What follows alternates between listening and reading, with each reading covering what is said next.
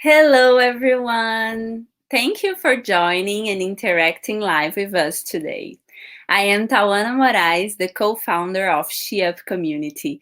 And since 2020, our team in China have been inviting leaders of our community to share their experiences through live streaming in order to make our inspire, encourage, and connect motto really happen, even in times of uncertainty. Balancing our professional and personal life can be really challenging, but it's essential. Today, we will discuss how to improve work life balance, working with China market, living abroad, and being a mom. Since this month, we also celebrate Mom's Day in many parts of the world. Cynthia Vasconcellos is our guest. She's a Brazilian. She lived in China for 2 years and now she's in Brazil, but she will be back to China as soon as possible. She has some personal projects that she will be sharing with us today. She helped a Brazilian company to expand to China, and she's also part of a band and organized many interesting events in Hangzhou. Well, I want to invite Cynthia to our show. Hello. Hello. It's so good to talk to you again, finally. Thanks so much for having me Exactly. here. How are you? I'm great. Like, Welcome. maybe last time we talked for a long was in China, right? Exactly. Exactly. In China. Yeah. But now everyone will know what is happening in your life, what has happened, your projects and your plans for the future. Yeah, and thank you so much for having me here today. And I want to say congrats. It's really amazing. I think all this platform and everything is so professional, and I'm really proud of you. And the chef community has grown so much since the first event. And congrats for you and Danny. Thank you. Thank you very much. Our team in China is also growing a lot. We have Yeah. 12 leaders, and now we have one new co-founder, Rachel. She's from Canada, but lives in China for many years, and Um, Daniela from Brazil. But let's go into the topic. I want you to introduce yourself a little bit. Tell the public what you do, what are your passions that I just talked about, and everything about you that we need to know. okay, so I'm Cynthia, and I graduated in electronic engineer, and I worked for a few years as an engineer in Brazil. And then I did an MBA in project management because I felt like I need to go to the next step. And after that, I started to work as a manager in the company that I was working in Brazil. And then I did the big move to China. And then we're going to talk a little bit more maybe later about this. And now I'm married. I have a baby boy called Derek, and my husband is Jose. He's Venezuelan. I'm Brazilian. He's Venezuelan. Our baby is Brazilian. And what else can I say? Yeah, I have so many like projects in China. I was working with events and also have had a band there. I don't know how. Maybe we're not gonna have this band anymore because many of us had babies, but I also have an Instagram and I love photograph. That's why I started, and that's some of my hobbies, things that I love to do, and that's it. Great. Very nice. A lot of interesting aspects of your life. And let's go into this topic of finding balance. You said you have a baby now, being a mom, a manager in an international company, entrepreneur as well.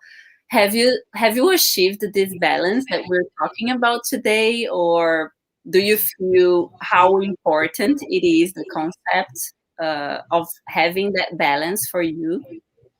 Yeah, actually, we it was a little bit more tough in the beginning, like until we adapt with with life with Derek, like me with us during this pandemic. It was only me and my husband to do everything, so it took us maybe a month to adapt to well.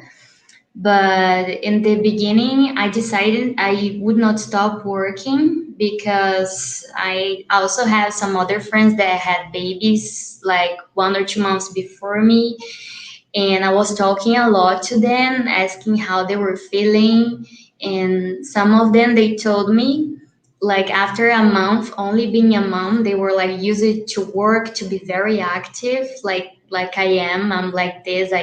I love to work. I love my projects. I love to talk to people. And they told me after a month only being a mom, they felt like they were not themselves, like a part of them were missing.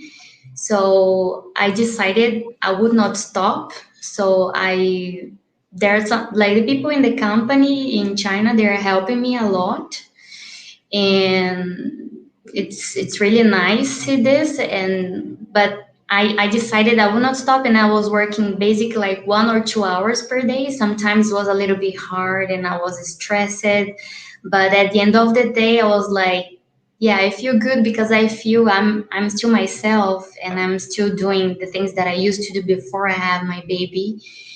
And this was so important to me as a person, and I think I overcome this stage that many moms have, depression after they have their babies because of those struggles. And I think we've been doing well now, and I'm even more active on Instagram. So I think we got the points now. That's very good to hear. I'm glad you found a way to balance. Started from 2 hours and then reestablishing this Yeah. routine that you had. So this was a very good strategy.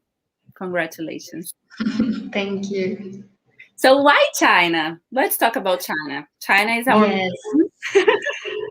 So yeah, before moving to China, before like after when I finished the university, I went to Dublin. I lived there for 8 months, and then it was a great experience living outside of Brazil for the first time and traveling to other countries all in once. And then I came to Brazil, and then after 4 years here, I felt like I wanted to go out again. I wanted to live somewhere else again.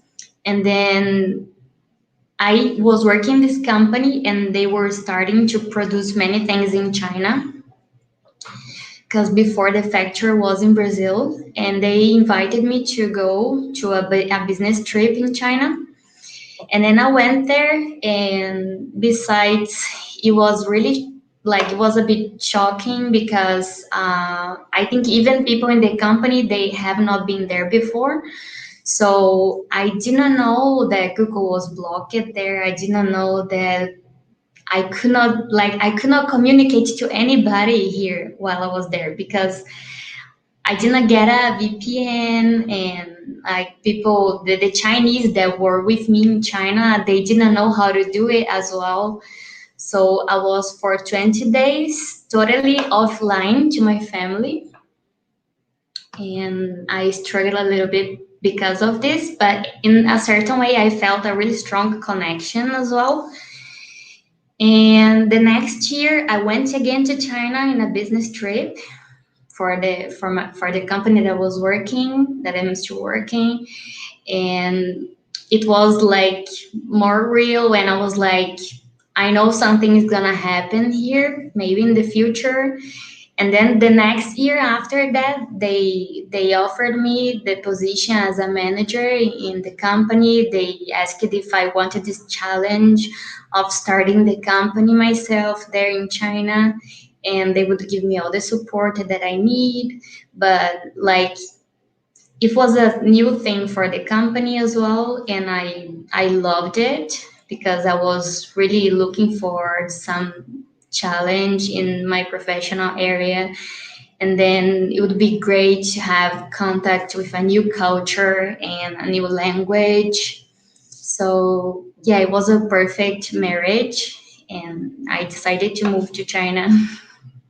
Wow. Wow, that's very challenging for you to start their office in China, Yes. to do the whole process. So let's talk a little bit about this process of expanding a business to China. We've been talking a lot about this topic in our lives and our events. For you, what were the main challenges, and maybe what are the challenges up to now since the you started this business in China 2 years ago, right? Yes. So what were No, the main yeah, challenges for you? three 3 years ago, almost four, because I lived for 2 years there, and then because of this pandemic, we are like a year and a half maybe outside. I lost the I don't know how long, but like almost 4 years ago, and yeah, so I think in the beginning, like the first thing was to get a contact to help us to do it, and then we got a contact in the a contact in the embassy, and but it was not a good one because they charged us lots of money, and then they promised everything, and then when I got in China, I saw they didn't have any idea what they were doing. Like I was seeing that things were taking so long, and I know in China everything happens really fast. Like you want this, let's do this, and then it's done. It's super fast. And like month one, month two, month three, month four, and nothing. And so I started to talk with owner of the factories that I worked there, and then I got another contact, and then we changed the agent that was helping us, and then things started to flow. But I think a big thing for me was to understand how the Chinese think, because it's a completely different logic for what we are used to be, starting to the language. Like they don't use letters, and the company in Brazil and in other countries that we have is basically letters. Like it's not a name that you can translate, it's an abbreviation, and you cannot start a company like this. It needs to be a Chinese name. So we tried to get a name that was the sounds were similar to the sounds to the company that we had, but also the meaning. And then we were in this for like 2 weeks until we got the perfect name for the company.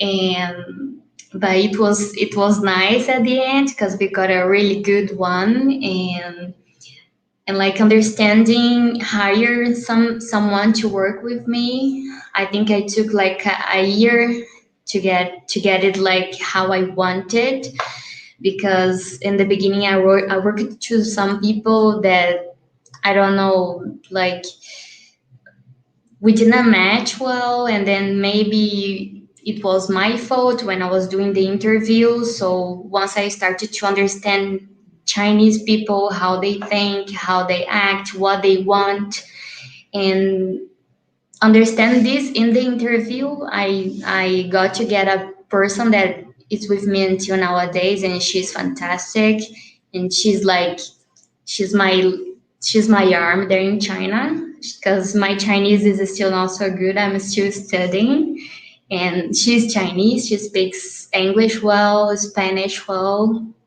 so she helps me a lot there. And yeah, I think those were the biggest challenge for me. But yeah, that's it.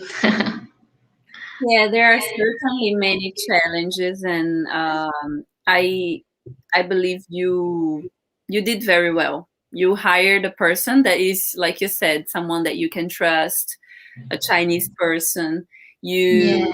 you succeed in opening the office, and for many companies this does simply doesn't happen. So Really? consider yourself Oh, a, a, a successful person already.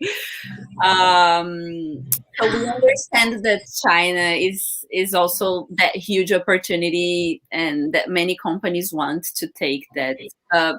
What advantages did you see as a professional, and how do you think China shaped your professional life as well, this whole experience? yeah, in the professional and also personal, China changed me a lot.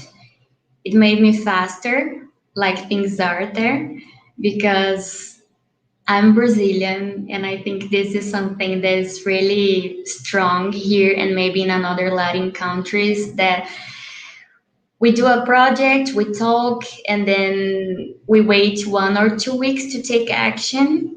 Like, yeah, let's do it tomorrow, or maybe not now. And then things are slower. And then in China, everything is so fast. And I think it's great because everything in what I work, we do export, and everything is produced in China, and they do whatever you want. And if they don't do, you show the project, you take some samples with you, and they're gonna do it. So I think this is really fantastic, and it helps a lot the company. I think things flow like they flow faster when I'm in China, and I can't wait to be there again because we have many projects, many meetings. They're kind of stuck because of the pandemic, and hope we can finish it all this year. Do you consider that you already adapt to the Chinese working style? Yes, actually, yes. And I'm kind of lucky, to be honest, I think, because as I don't work in a Chinese company. We are an international company based in China, so it's maybe more relaxed than working in a Chinese company, because I have some friends that work in Chinese company, and it's like they work a lot. And but like I think it's more relaxed. In the beginning it was a little bit tricky for me because I was working during China time, like commercial time in China, and then early morning and late night sometimes I was still working as well, because the clients, most of the clients, they are in South America. And in the beginning, it was a little bit tricky for me to manage this. I was feeling very stressed at a point, because even when I was out with my friends in a bar, I was working as well, getting my phone and talking to a client and replying messages, and this was stressing me out a lot. But then I started to put time, so I know I need to talk to my clients during nighttime. So instead of talking to them the whole night or whatever they message me, I got 1 hour in the night to talk to them and reply the message. And then after that, I'll just ignore my phone and not look to it. I'll have my time off and do my other things. And after I started to do this, I felt much better, and things started to flow well. But now I think I'm adapted to it, and I'm even missing being in China because of all the workflow, and also even life in China itself. I think is very nice. Like, you know, it's super safe, and I think it's the most it's the safest country that I've ever been. Not even in Europe I felt so safe like I felt in China. So there are many positive things there in China as well.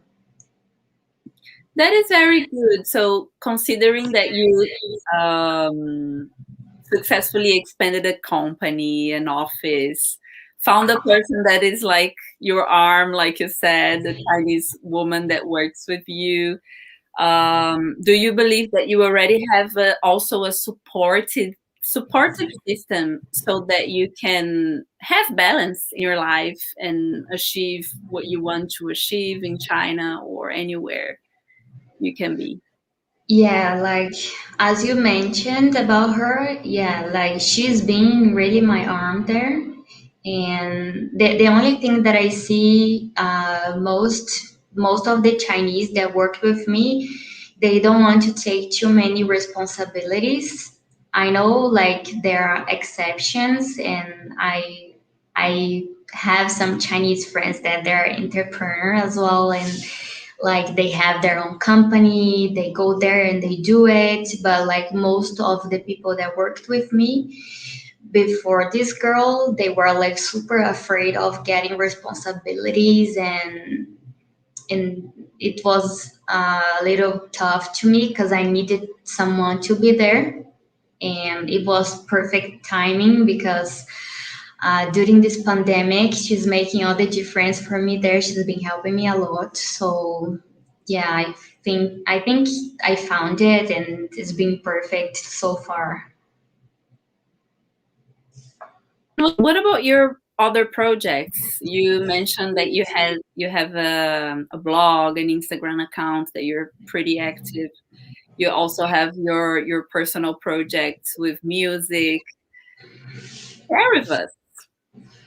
Yeah, so about the projects, the event projects that we were doing it before the pandemic start, and it was going well, but like we needed to stop because everything that we are living now. But we want to go back with it once we are back in China and maybe expand it.